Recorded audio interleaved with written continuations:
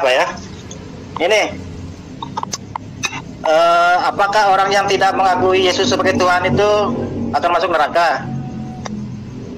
Udah. Pasti, Pak. Masuk neraka? Oh, pasti. Pasti. Oke. Itu aja pertanyaannya. Belum. Oh, jadi ada pertanyaan ketiga ya? Oke. Masuk neraka. Apakah Anda percaya Tuhan itu maha adil? Percaya nggak? Oke.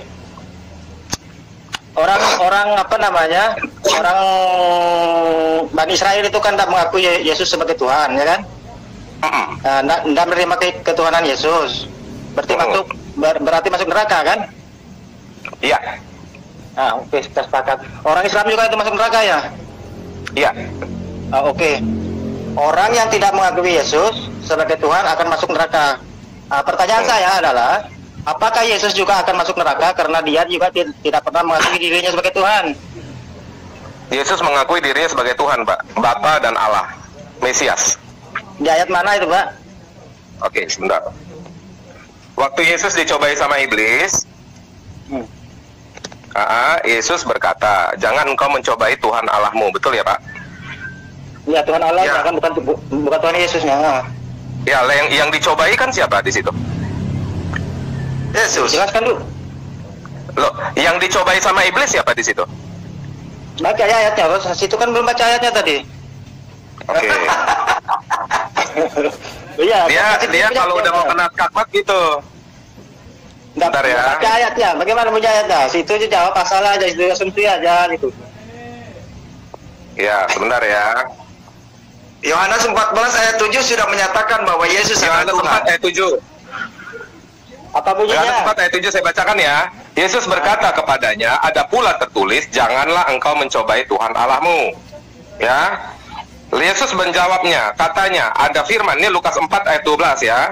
Yesus menjawabnya, katanya, ada firman, jangan engkau mencobai Tuhan Allahmu. Yang dicobai di situ siapa, Pak? Tadi Yesus bilang, jangan engkau mencobai Tuhan Allahmu. Berarti Tuhannya Yesus kan? Bukan Yesus itu. Lah, yang dicobai siapa? Janganlah engkau mencobai Tuhan Allahmu. Itu kan Allah, bukan Yesus. Sekarang saya tanya, pertanyaan saya dijawab. Yang dicobai siapa? Yang dicobai oleh iblis siapa di situ? Jangan engkau mencobai Tuhan Allahmu. Jangan jangan engkau ya, nggak usah diulang-ulang, nggak akan berubah ayatnya, Pak. Ya, berarti jangan mencoba Tuhannya Yesus. Nggak ada ayatnya bunyi begitu. Yang sekarang saya tanya, yang lagi dicobai di situ siapa? Yang dicobai iblis siapa di situ? Yesus. Iya. Dia nggak mau jawab, Pak. Udah kena skakma soalnya. Enggak, seperti begini kan. Sebentar dulu. Itu kan ada kita ngomong kan. Yang berkata jangan, sebentar dulu Pak Kace ketawa aja Pak Kace ini.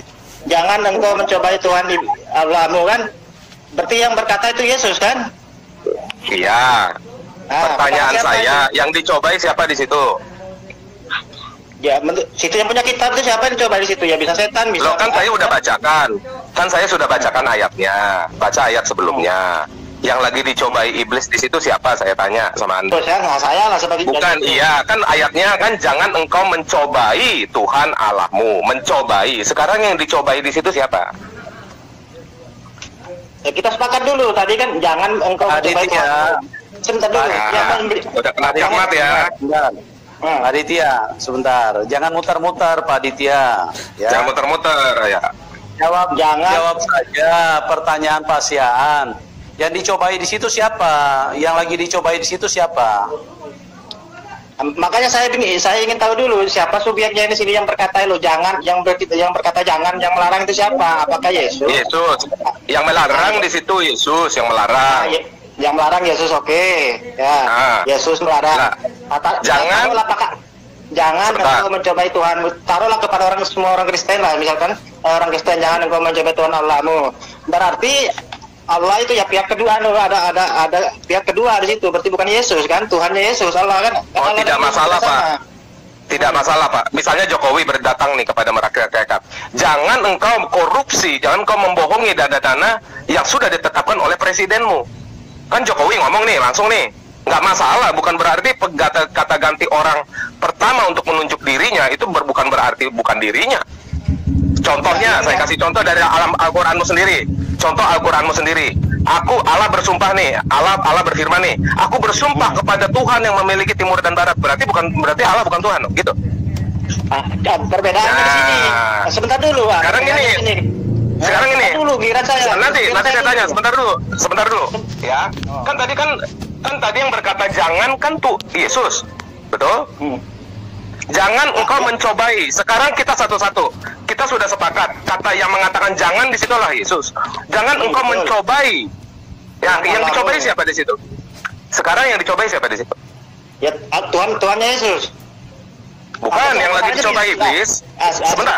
Sebentar, Anda jangan lari. Sebentar dulu, Anda jangan lari. Di situ yang sedang dicobai iblis, saat itu yang sedang dicobai iblis siapa? Jangan. Awas, skakmat.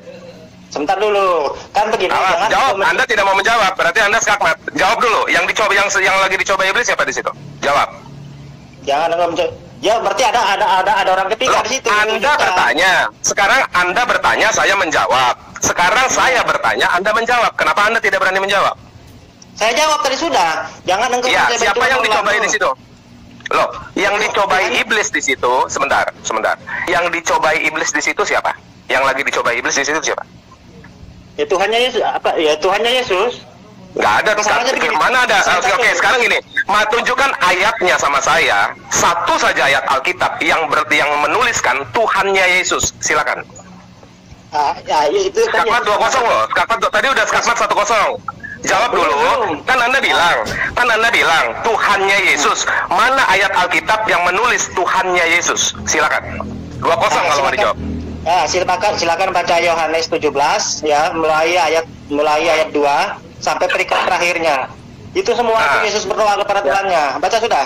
Gini aja Pak Aditya, ya nanti siapkan aja baju baptisan supaya dibaptis. Haleluya.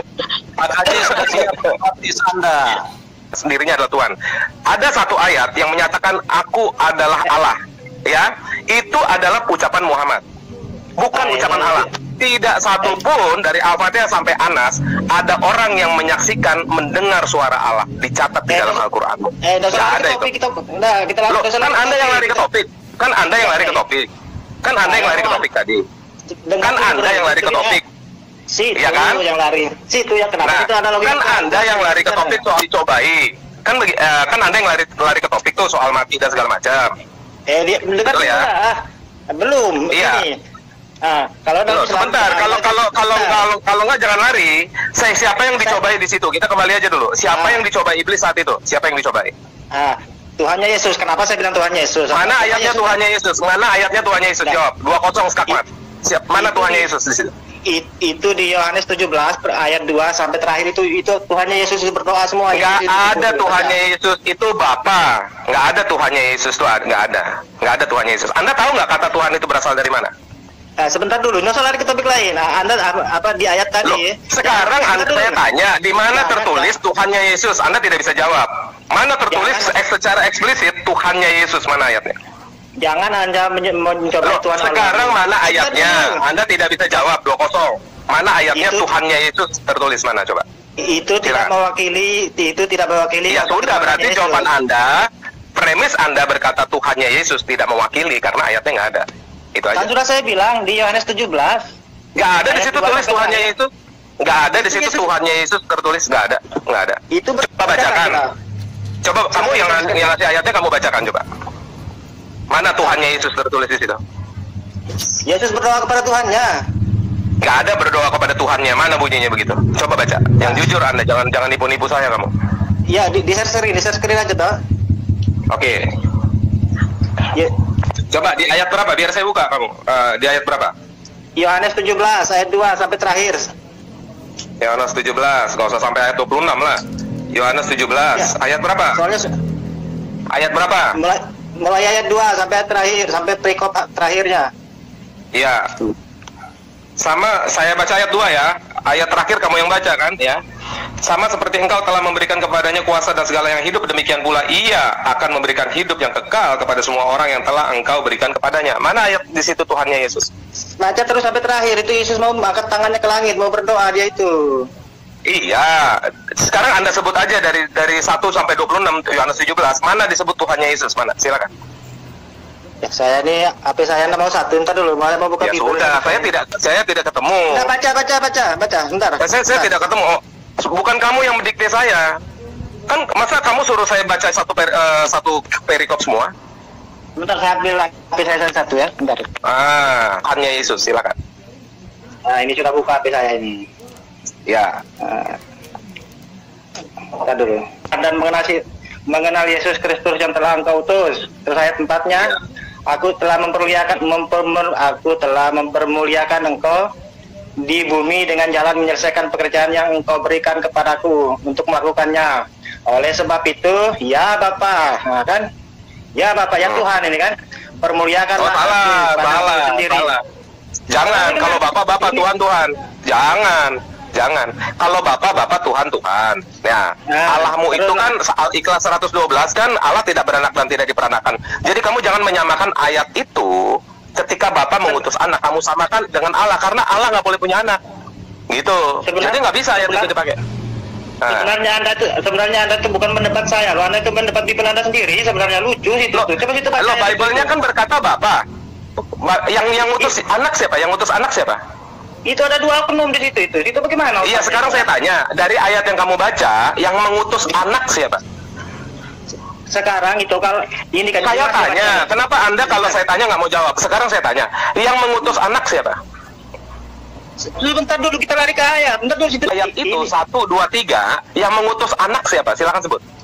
Inilah hidup yang 3-0 ya. 3-0 ya.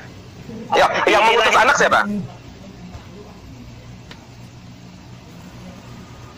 Inilah hidup yang kekal itu. Ini simpel sekali bahasanya. Iya sudah, nggak usah dibaca lagi. Sekarang dari pembacaan itu, yang mengutus anak siapa di situ? Di ayat 1, 2, 3. Inilah hidup yang kekal itu, yaitu bahwa mereka mengenal Engkau satu-satunya Allah yang benar dan mengenal Yesus Kristus yang telah Engkau utus. Loh, itu ada 2 oknum di situ itu.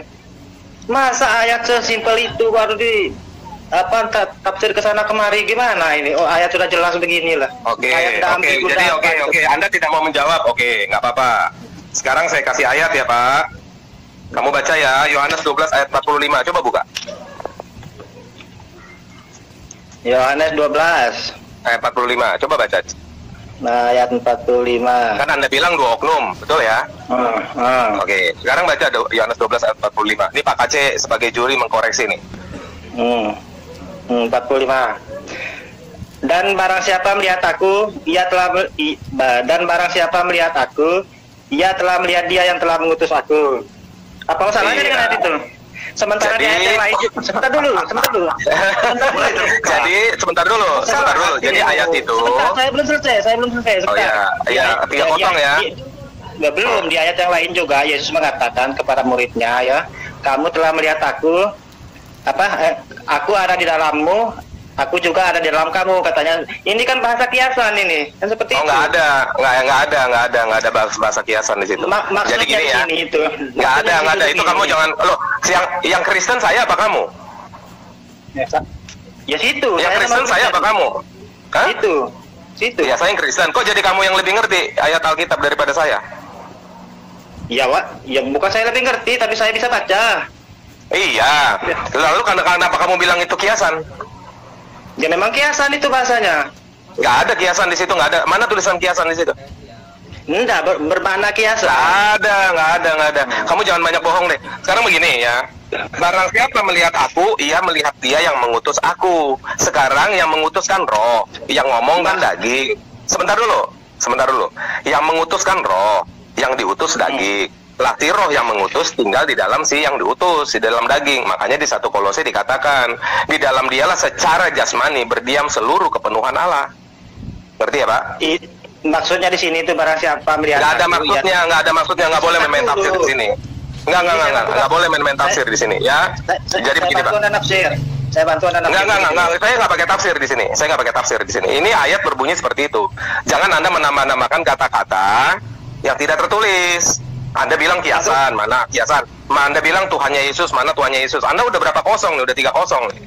Ya tadi Yesus berdoa kepada Bapaknya itu kan berbeda. Ya kan kepada Bapa. Nah, Bapak itu siapa? Bapak itu dirinya sendiri. Sekarang baca Yohanes 8 ayat 24. Coba baca. Sama. Yohanes 8 ayat 24. Berarti kita Ya. situ ya, berarti kita situ itu kontradiksi satu sama lain kalau situ paksakan Oh ayat tidak kontradiksi. Oh jangan lari ke kontradiksi, jangan lari ke kontradiksi. Anda jangan lari ya. Yohanes 8 ayat 24. Sebentar. Yohanes 8 ayat 24. Akulah dia. Kalau kamu tidak percaya bahwa akulah dia, kamu mati di dalam dosamu. Ayat 25, siapakah engkau? Lalu di ayat 26, Yesus berkata, dia yang mengutus aku. Lalu Yohanes nih, sebentar. Loh, Dia yang kan Yesus mengutus berkata, aku. sebentar. Kan Yesus berkata di ayat 24, Yohanes 8, akulah dia. Nah, sekarang dia ini kan yang mengutus Yesus, berarti sama bunyinya, akulah dia yang mengutus aku. Oke? Maka ayat 26, sebentar, Pak. Situ Bukan ganti topik. Itu dapatnya konteksnya, situ potong kompas. Sebentar, enggak, itu konteksnya sama. Sebentar ya. Itu Ayat 26, sebentar. Oh, enggak, ini ayatnya sama. Kan Yesus bilang, kamu telah melihat dia yang mengutus aku. Lalu saya ambil Yohanes 8 sama. Yohanes 8 ayat 26, Yesus berkata, Bapa yang mengutus aku. Lalu, ini bukan saya dan bukan Pak Aditya yang ngomong. Di ayat 27-nya, Yohanes sendiri, rasulnya, yang paling disayangi, berkata, mereka tidak mengerti bahwa Yesus berkata-kata tentang Bapa. Bapak Itu yang jawaban mengutus Yohanes. aku. Bapak yang Iya, mengutus berarti aku. Yesus Itu yang ngomong tadi tadi itu. Iya betul, tapi Yesus ayat 24-nya berkata, akulah dia, akulah si pengutus itu.